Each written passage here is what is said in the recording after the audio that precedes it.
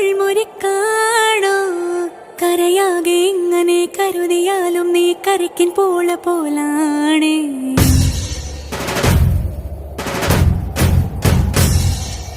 കരളിരുമ്പാണോ എല്ലാരും ഇങ്ങനെ ചൊല്ലിയാലും എൻ രാജരാജനിവനാണ്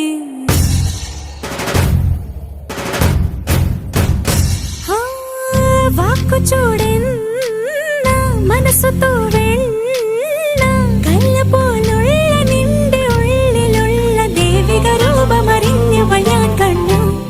കണ്ടാലോ ഒരു തീക്കനൽ പോലെ എരിയുന്നു